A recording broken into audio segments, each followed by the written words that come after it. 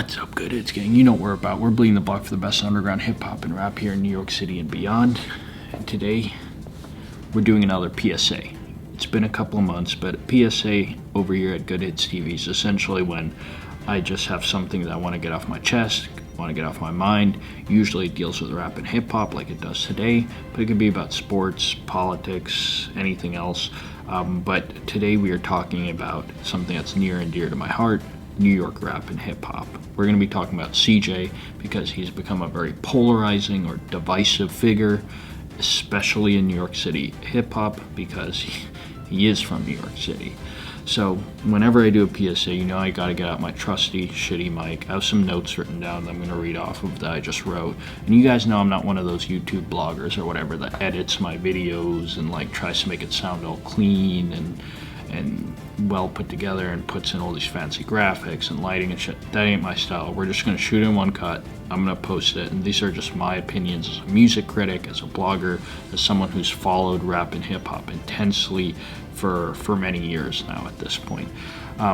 So we all know the name CJ. We all have opinions. And as head blogger of the #1 hip-hop, yeah, you heard me, #1 hip-hop and rap channel based in New York City, it's kind of my responsibility to cover the major rap stories in the Big Apple. So who is CJ? CJ, born Chris Daniel Soriano Jr., is an American rapper and songwriter from Staten Island, New York. He's best known for his 2020 breakout single, Whoopty, which has now been streamed over 180 million times. It peaked at number 3 on the UK singles chart and at number 10 on the US Billboard Hot 100 song chart. Bitch, I'm outside of some movie. Blue cheese, I swear I'm addicted to blue cheese. I gotta stick to this paper like blue sleep. Bitch, I'm by my chicken like it's a 2-piece. You can have your bitch back, she a groupie. She just swallow all my kids in a 2-seat. Swagged out. I don't think some of you guys realize, actually you guys all realize how hard it is for a song to chart. Like most of Good Hits gang, like we all listen to New York drill and other types of New York underground hip-hop. So we're kind of in our own bubble. We're in our own little world. Like the big names that we think are big, someone in the next city over, even in South New Jersey or Philly, would not know who the hell we're talking about and who the hell I'm reviewing. But they're huge in their respective neighborhood or borough. To have a song chart, you need to be a pop star. You need to be internationally relevant. So the fact that this chart at number 10 on the US Billboard Hot 100 is iconic. That's a career-making moment for CJ. He could bank the rest of his life off of that one song. That's how big charting a song at that level, a top 10 charting song, could be financially. And this is coming from, you could literally do research into that. So for those who don't know, and this has been talked about a little bit on like the YouTube blogs here and there, but I don't think like the New York drill YouTube community has done a good job covering this, which is why I wanted to make the video. But for those who don't know, CJ comes from music industry royalty. He's the nephew of James Cruz, and again, some bloggers have touched on Cruz, but have not delved exactly into who James Cruz, his uncle, is. He's an industry veteran who's a CEO and founder of Cruise Control Entertainment. He used to be the president of Bad Boy Management and head of strategic partnerships for Sean Combs Enterprises. Yes, that Sean Combs, where he led Sean Diddy Combs' team, including serving as Mr. Combs' exclusive manager since 2009. Diddy, Sean Combs, one of the wealthiest people in the country, hip-hop royalty, easily. You could call him a hip-hop mogul, a scion. He's a huge, huge name. And CJ has a indirect connection directly to that empire. So, lo and behold, following up after Whoopty, he signed a record deal with Warner Records, with Warner Music to be exact, and record executive James Cruz's record label, Cruise Control Entertainment. So you guys could easily connect the dots there. He stated that various labels reached out to him. However, Warner had the best situation, as CJ described it. So whenever a rapper has a huge hit, he's not only courted by labels and their respective A&Rs. A&Rs are artists and repertoires. They're essentially kind of like scouts for the record labels to find and sign new and profitable talent. That's what an A&R is. They're not only courted by those labels and A&Rs, they're also courted by other rappers, either as those who want to link and build, let me get those air quotes in there, link and build and profit mutually from a rising star's success, like maybe grab a feature or collaborate on a song so they are able to profit off of a rising star's name, and the rising star is able to profit off of an established artist's name. So I want to explain that because in comes out of nowhere French Montana, of course, after Whoop-Dee blows up. And this is a misconception that I've seen on a lot of rap and hip-hop blogs. French Montana has his own like subsidiary, smaller label under a larger umbrella label. I forget which one it is. It could be Warner Music, actually. And I think it's called like Coke Boy Records or some shit like that. CJ isn't signed to Coke Boy Records. He's signed to Cruise Control Entertainment. He's essentially signed to Warner Music.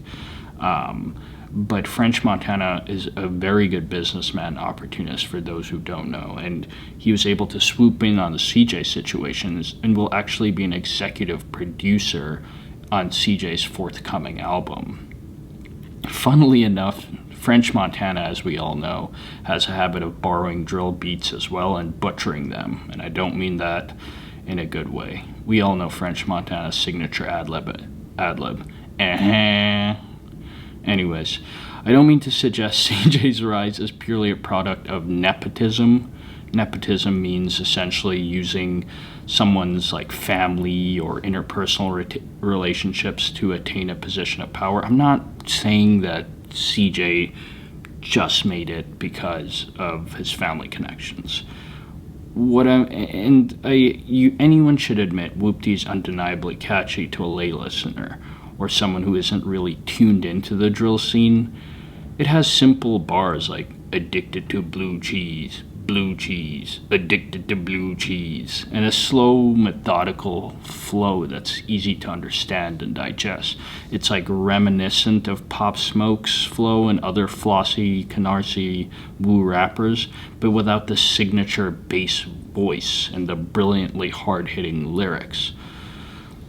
Alphonse Pierre of Pitchfork described the song as 22G's karaoke, which I think is a bit harsh, and that's mostly because their flows are like completely different, like Tutus and CJ don't sound anything alike. But it's important to note something about CJ.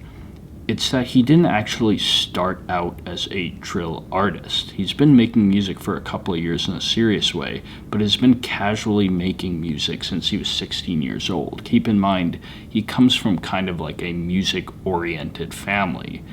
He mentioned this on Talking Nasty with Ricky, a very small-budget YouTube show, that Whoop-Dee was actually the first drill song he had ever made. Keep that in mind. There are artists that have been cataloging dozens of drill songs in New York City since 2016. And with Whoop-Dee, he has more views and streams and has attained more money than dozens of these very talented New York drill rappers combined. And this was when he was fucking around and just released his first drill song. And one interesting thing about CJ is he'd actually been chasing hits for a while, or finding his sound, or whatever. He had the trap song Slept On freestyle.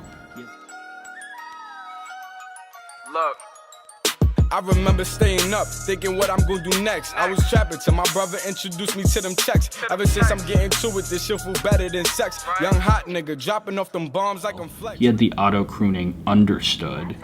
I just wanna move my niggas out the hood. I just wanna make sure that my mama good. I just wanna make sure all our pockets full. If you my nigga, then you my nigga. Understood. I just wanna. And then he's even had a song with Tekashi 6ix9ine. If you wanna pop, nigga pop. Nigga pop. If you send a drop, you get dropped. If you wanna pop, nigga pop. Nigga pop. We don't give a fuck about no cops. Punch you in your face, motherfucker, I like your teeth out. More like shoot you in your face, watch your mouth, I want you bleed out. Do you dirty in the spot, motherfucker, I brought the beam out. Headshot, close range, close case, want that beep out. But it wasn't until Whoopty that he took advantage of a drill scene that he calls heavy. During that interview, he said the drill scene is heavy, and what he meant by that is that the drill scene is kind of what's popping in New York. It's what's bringing in the audience, what's bringing in the views. So he made Whoopty using a beat that's, we've all heard this beat. It's been passed around like a blunt in a trap house. It's been used by King Wavon, Pop Smoke, Memo 600, FBG Duck, and others. It's an iconic Bollywood sample that I don't even know how to say it, but you guys know that little sample in Whoopty, the little beat. But yeah, we've all heard that beat. So essentially he took advantage of a rising and popular drill scene and made one song in that drill scene and took off. I think that that's the biggest issue people, particularly in New York City, have with CJ, unfortunately almost becoming the new face of New York drill.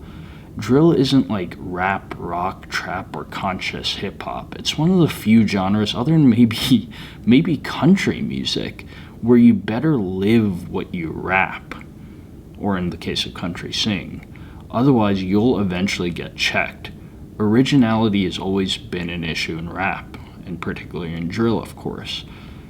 In that Pitchfork article, they remind us of the time Pop Smoke was accused of taking Chef G's style and flow. You guys remember that? That was a few years ago. Of course, those claims were widely and eventually discredited. But here's the catch. CJ is going to get away with it. He has too much industry protection, which helped him create a TikTok-friendly song, which is very important nowadays, which helped him get playlisted, and which helped him get on the all-important airwaves through his family's connections, through radio play, which is very difficult to do in the music industry. And I see this all the time, all these New York rap supporters and fans and bloggers saying CJ's going to be a one-hit wonder, he ain't real, he ain't about that life, he's going to be a one-hit wonder. I have some unfortunate news. CJ is not going away anytime soon, and that's one of the big reasons I wanted to make this video.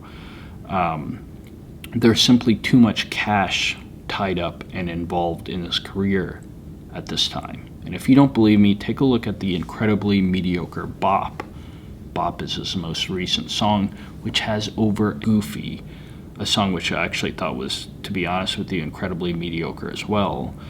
And other attempts to kind of discredit CJ, where OGs have also attempted to check CJ's claims of being Brim or Whoopty. Because for those of you who don't know, Whoopty isn't just a fun word to say, as many in the suburbs might think that. It actually has some, without going too into it, has some organizational affiliation and significance behind the word Whoopty. At the end of the day, 2G's dissing him, or OGs coming out on YouTube and saying he ain't really Brim or Whoopty, doesn't matter. Music is subjective. And at the end of the day, all of these throngs of suburban kids and frat houses or beside their pools are going to bump CJ, because to them he's easy to listen to and he's easily accessible because of his financial support. He's easily able to get on the radio, on Spotify playlists, on TikTok influencers' profiles, and go viral on TikTok. He has access. He's easily accessible. So I guess the thesis with this, one more thing on the 2G's thing. 2G's has come out many times and said he didn't make the word mata, but he just was annoyed that CJ was using the word mata on Bop, or Whoopty, I'm forgetting which one. But the point is, he said that Shani Bin Laden, the YTP guys from Woodhull in Queens, were actually the first person to say mata, which is a Bengali, it's a Bangla word. I ain't come up with the mata. Shani Bin Laden, SB, and them came up with the mata, but that's my dog, and I basically made it lit. I got it out there, so. Yeah. You feel me? Yeah. We share that. Shout out to my fellow Ackies. Anyways, I guess my thesis with this video is to show the factors that led to CJ's rise and why he is not a one-hit wonder, unfortunately, and also shows a New York rap blogger why there's been a backlash in the hip-hop community against CJ. Drill is an incredibly rough and tough subgenre. As I said, you better rap what you do in drill. This isn't like other forms of hip-hop or rock or EDM where people don't give a shit and they just want to listen to something catchy. With drill, you listen to the lyrics because this is real life shit and it gets deeper than music very quickly.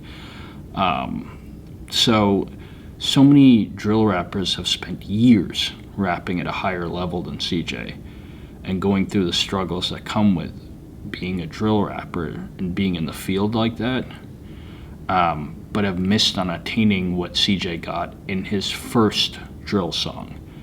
So this isn't meant to be a hit piece on CJ. Whoop-dee is certainly a catchy song, and occasionally I get why people see glimpses of talent in CJ, although I personally do not, just because I don't think he has an ounce of originality in his catalog or his musical style. But just looking at all his interviews and studying up on him over the past week, he seems actually like a good dude. Like, I don't really think he's an asshole or an arrogant person or anything like that.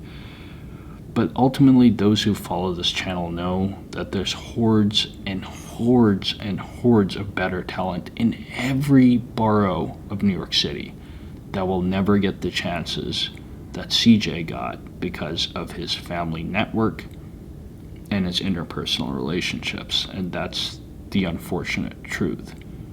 Whoop-dee isn't the only catchy drill song that's TikTok friendly. There's drill songs like that released every other day.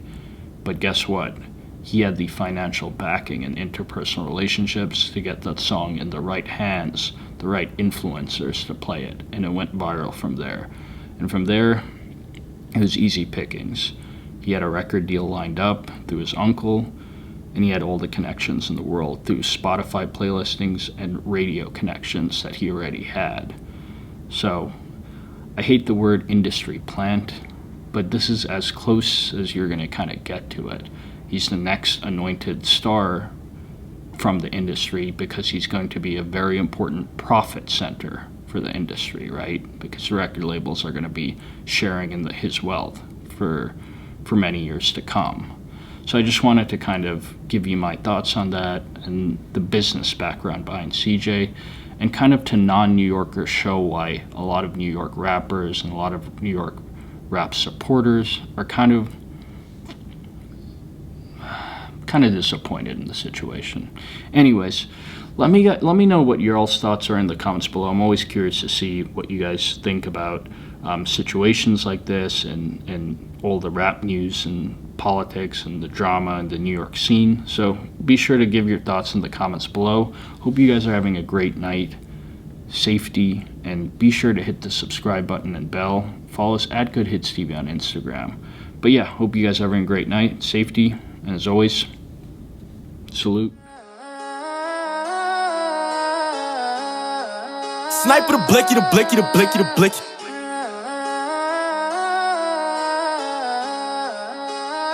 Suck my dick.